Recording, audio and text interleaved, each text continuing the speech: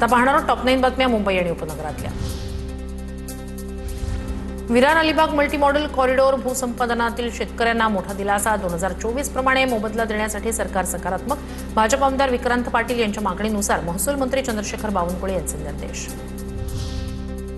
म्हाडाच्या घरांच्या लॉटरीला दुसऱ्यांदा मुदतवाढ। 16 जून स्वीकृत अर्जाची अंतिम यादी प्रसिद्ध होणार। अर्जाची संगणकीय सोडत, दिनांक, ठिकाण, वेळ नंतर जाहीर केले जाणार।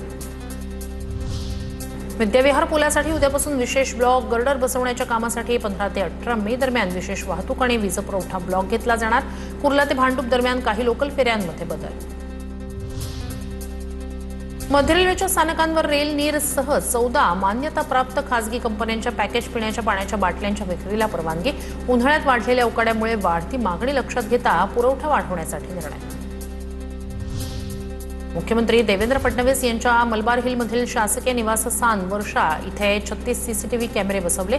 सीसीटीव्ही कॅमेऱ्यांनी सुसज्ज असलेल्या एकमेव शासकीय निवासस्थान सुरक्षेच्या कारणास्तव 1,25,00,000चा खर्च। मुंबई विद्यापीठाला स्वराज्य रक्षक छत्रपती संभाजी महाराज मुंबई विद्यापीठ असं नाव द्या। अखिल भारतीय मराठी साहित्य परिषदेचे राष्ट्रीय अध्यक्ष डॉ. शरद गोरे यांचं मुख्यमंत्र्यांना पत्र। 4 प्रमुख मागण्यांचाही समावेश। मुंबईच्या लोकल प्रवासात आता एसी विरुद्ध सामान्य लोकल असा नवा संघर्ष। वातानुकूलित आणि आरामदायी प्रवासाचा पर्याय वेगाने वाढवला जात असताना साध्या लोकल फेऱ्या मात्र कमी होत असल्याच्या तक्रारी। मुंबईसह ठाणे पालघरमध्ये उष्णतेच्या लाटेची स्थिती। आर्द्रतेसह प्रमाणही वाढल्यानं घामाच्या धारांचा त्रास। पुढील 2 ते 3 दिवस नागरिकांना उन्हाचा तडाखा सहन करावा लागणार। कडाक्याच्या उन्हामुळे मुंबईकर हैराण। मुंबईच्या वरळीत उन्हापासून दिलासा देण्यासाठी ठाकरेंच्या शिवसेनेचे आमदार सचिन सावंत, अफकरा सचिन अहिर यांच्या माध्यमातून सिग्नलवर ग्रीन शेड, नागरिकांना सावलीचा आधार देण्यासाठी दिलासा। आता पाहणार आहोत टॉप 9 बातम्या पुणे जिल्ह्यातल्या।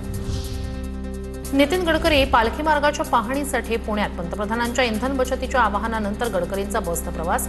संत ज्ञानेश्वर महाराज, संत तुकाराम महाराज पालखी मार्गाची पाहणी करणार। संत ज्ञानेश्वर महाराज पालखीच्या मुक्कामाचा वाद अखेर मिटला। माऊलींच्या पालखीचा पुण्यातील मुक्काम भवानी पेठेतच होणार। देवस्थानकडून पालखी सोहळ्याचं वेळापत्रक जाहीर।